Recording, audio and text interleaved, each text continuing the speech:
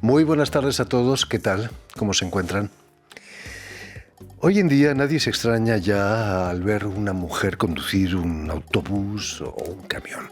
Pero quizás sea mucho más raro una mujer al frente de una destilería familiar de pisco, sobre todo en Chile.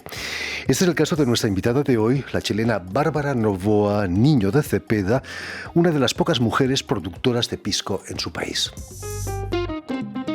Hola, soy Bárbara Novoa, soy la representante de Cogotí Pisco. Pisco Cogotí es un emprendimiento familiar con espíritu y liderazgo femenino que nos dedicamos a hacer pisco artesanal con uvas propias acá en el Valle del Río Cogotí. Tenemos 3 tipos de pisco. El tradicional transparente, que está hecho con uvas moscatel rosada, el reservado edición Eclipse, que está hecho con uvas moscatel de Austria, moscatel de Alejandría y Pedro Jiménez, y pasa por un periodo de 6 meses de guarda en barrica de roble francés, y tenemos nuestra joya que es el pisco premium. Los invito a todos a conocer nuestro pisco, a vivir la experiencia de tomarse un pisco artesanal hecho en Cogotí, Valle de Limarí. Si es que no pueden venir y conocer el pisco aquí mismo, lo compren en Chile Pisco. Muy buenas tardes, Bárbara. Buenas tardes, Jordi. Bienvenida a Radio Muchas Francia gracias Internacional. por recibirme hoy acá. Estoy muy feliz. Dan muchas ganas de visitar el Valle del Cogotí por muchas razones, pero sobre todo para probar vuestro pisco, ¿no? Sí, es un valle muy lindo en Chile. ¿Qué se siente siendo una de las pocas mujeres productoras de pisco en Chile? Es una responsabilidad muy grande porque tenemos que hacer productos de primera calidad para que seamos reconocidos por eso. Quizás las mujeres tenéis una sensibilidad especial para los aromas, para los perfumes, por supuesto, ¿no? Sí, yo creo que sí. Además que yo, antes de hacer pisco, hacía aceites esenciales. Me dedicaba también a la cosmética natural. Pero precisamente no estabas destinada a eso. He leído que estudiaste Derecho. Estabas destinada a ser abogada, ¿no? Tu familia había abogados también, ¿no? Sí, mis padres son abogados los dos. Y mi hija mayor está estudiando Derecho también. Pero bueno, yo me quedé en el camino, egresé y me gustó mucho la vida del campo. Me fui, durante mi estudio viví en Santiago y me fui de Cogotí, de mi lugar de residencia habitual. Entonces yo quería volver. Y siendo abogada, allá donde vivo es muy poco el campo laboral. Y hay más abogados, entonces era redundante trabajar en eso y me empecé a tomarle cariño a la agricultura, que en mi juventud no me gustaba tanto. Y de a poco, al vivir en Cogotí permanentemente, le agarré, como se dice allá, un cariño a la tierra, al valle, al agua, a todas sus características. Y el pisco se llama Cogotí por el lugar, porque yo quiero que la gente de Cogotí esté orgullosa que allá se haga un pisco de una calidad excepcional, que sea reconocido en el extranjero y que toda esa gente diga, nosotros somos de Cogotí, conocen el pisco, de allá somos nosotros. En las imágenes veíamos una región muy bella. ¿Qué tiene de especial el Valle del Cogotí? Hoy el Valle de Cogotí es un valle pequeño que lo surte un río que nace en la cordillera y en general nosotros estamos en el norte y la sequía está avanzando. Estos últimos años han sido de mucha sequía, pero eso también le da características a la uva que se hace más resiliente. Si no se seca una parra es porque tiene mucha fuerza interior y resiste. La uva y las parras son muy nobles, es una planta muy noble en el invierno. No necesita regarse y entra en un estado de descanso que parece que estuviera seca. Y llega la primavera y empieza a brotar, le salen sus primeras hojas, después florece y es un verdadero milagro, ¿eh? Es un milagro de la naturaleza. Increíble. Sí, en esa zona donde yo estoy, que no hay mucha agua, este año sí llovió y estamos felices, pero en general el agua es escasa. La historia de vuestra familia de productores de vino viene de muy lejos, ¿no? Del siglo XVI, creo. Sí, en esa época se fueron mis antepasados desde España a Chile. Llegaron con Francisco de Aguirre y las primeras parras. Entonces, después mis familiares se quedaron un tiempo en La Serena, pero después se fueron al campo. Y ahí desarrollaron la agricultura y desde esa época que somos vitivinicultores. No está nada mal, ¿no? Son casi 15 generaciones. Casi 15 generaciones. No es un peso enorme sentir ese peso familiar, intentar continuar esa tradición. Sí, es un peso enorme porque hace 200 años o 300 años éramos dueños del valle y ahora mi familia, bueno, fueron vendiendo, perdiendo algunas. Tengo un tío que perdió unas tierras en un juego de cartas. Imagínate. Claro, entonces, otros tiempos, otras mentalidades no tan responsables. Y ahora nos queda un pedacito muy chiquitito que se llama el Fundo El Cerezo, que es donde vivo yo y donde están las parras y la destilería. Entonces, yo quiero preservar eso y que mis hijas también después sigan haciendo pisco. Las historias de tu familia, Bárbara, son increíbles. Es cierto que ya en el 1711 tu familia había participado en un contrato de exportación de aguardiente a Perú. Sí, que está documentado y es una de las bases de la historia del pisco en Chile. Mi pariente Agustín Niño de Cepeda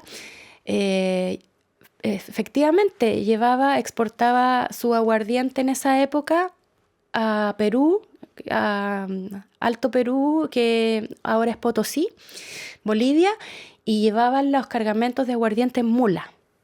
A lomos de mula. A lomos de mula. Y en uno de esos viajes se murió.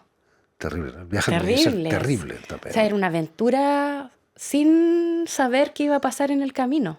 Por supuesto, su mujer reivindicó la plata. Sí, y él está enterrado en Tacna actualmente y ella pedía en documentos, en cartas, que le reembolsaran los dineros. Y hace 150 años producían chacolí, ¿no? Ese vino blanco. Ese vino vasco, blanco dulce, típicamente vasco. En mi casa se producía chacolí. Que no fue muy valorado en Chile, el chacolí. Es más valorado un vino dulce que se llama pajarete, que es el procedimiento exactamente igual, pero el pajarete están luchando ahora por la denominación de origen en Chile. Cuéntanos, Bárbara, ¿cómo surge el pisco en Chile? Porque los peruanos reivindican con fuerzas la paternidad, la denominación de origen pisco, ¿no? ¿Hay una guerra comercial entre Chile y Perú por el pisco? No sé si es tan así. Es más que todo una guerra ideológica de quién es el pisco. Pero también es algo un poco publicitario porque en el fondo éramos hermanos, no había distinción geográfica, éramos todos parte del virreinato del Perú, Chile era la capitanía general, pero éramos todos parte de la colonia española y hacían pisco o aguardiente en aquella época en Perú y en Chile. Las discusiones surgieron después de que se fijaron los límites de los países. ¿Cuándo empieza, Bárbara, a llamarse pisco ese aguardiente maravilloso que en Chile, en 1711 están los primeros documentos que avalan la denominación del aguardiente ya como pisco. ¿No son razones comerciales por las que le llamáis pisco? ¿Hay una razón histórica también? Sí, hay una razón histórica porque después de llamarlo aguardiente, no sabemos quién usó primero la palabra pisco, pero sabemos que pisco en quechua es el nombre de un pájaro. Que ha atravesado cordilleras y montañas. Exactamente, que viajó por la cordillera de los Andes y tal vez de ahí nació el nombre real. Y en Perú hay un puerto, y en Chile un puerto que se llama Pisco, y en Chile hay una ciudad que se llama Pisco Elqui. También. El pisco cotí se produce en una finca de 4 hectáreas de la que nos hablabas. ¿Cuál es la cepa más adecuada para ese aguardiente, para ese pisco? A mí la cepa que más me gusta es la moscatel rosada, o rosada pastilla que le decimos en Chile también, que es una uva rosada muy dulce y muy aromática. ¿Y eso da un pisco blanco? Sí, todos los piscos son transparentes en su origen. Los piscos que uno ve color ámbar son envejecidos en barricas. ¿Barricas de roble francés, quizás? Bueno, en Chile envejecen en barricas de roble francés y roble americano. Y ahora están surgiendo otras modas con otras maderas que no son roble. Nosotros personalmente, nuestra familia envejece con barricas de roble francés. ¿Cómo se percibe el pisco aquí en Europa? ¿Somos conscientes de la calidad de vuestros piscos? Aquí en Europa no conocen el pisco. Muy poco, Muy ¿eh? poco, muy poco, y en eso hay que agradecer a nuestros hermanos peruanos que lo han difundido desde hace más tiempo. Has pasado unos días aquí en París, vas a marcharte mañana El el jueves, jueves a Chile. sí. ¿Cómo ha sido esta experiencia parisina? ¿Cómo ha sido acogido el pisco que tú traías? Maravillosa, a todos les encanta. Falta, no sé, falta un golpe de suerte al pisco chileno para que sea más conocido y la gente lo aprecie. Además, el vuestro en particular es más artesano quizás que... Claro, como son pequeñas cantidades las que nosotros hacemos, es un pisco artesanal que hago yo personalmente en el fondo. Yo lo vinifico y yo después lo destilo. Tengo 2 personas que me ayudan y somos una destilería muy pequeñita, boutique. Los aranceles están muy de moda últimamente, en América sobre todo. ¿No tenéis miedo a que Europa ponga aranceles al pisco chileno, por ejemplo, como venganza? No creo, no creo. Si en Chile también se comercializan destilados europeos. Por supuesto, entonces. ¿Y se exporta a Estados Unidos el pisco chileno, Sí, quizás? sí, sí. Ese sea el problema, quizás, en A lo Estados Unidos. mejor por eso no lo quieren acá. En fin, pues muchísimas gracias, Bárbara, por habernos contado No. cosas tan interesantes sobre el pisco. Que sigan Muchas tus gracias a ti por lecciones. darme la oportunidad de estar aquí hoy día. Para Ha mí sido un es algo placer. maravilloso estar en París. Un placer tenerte con nosotros. Muchas gracias, Jordi. Permíteme también que dé las gracias a Vanessa Loasó y a Suel Kedir, quienes se han ocupado hoy de la realización del programa, y también saludar a nuestros telespectadores, porque también los tenemos, que nos siguen en toda América Latina, en Santiago y en el Valle también, gracias a la cadena Unión Continental Latinoamérica y a una red que se llama TAL, que reúne televisoras públicas y universitarias de todo el continente. Y a ustedes, muchísimas gracias por su atención y les damos cita para una nueva edición de El Invitado de Radio Francia Internacional.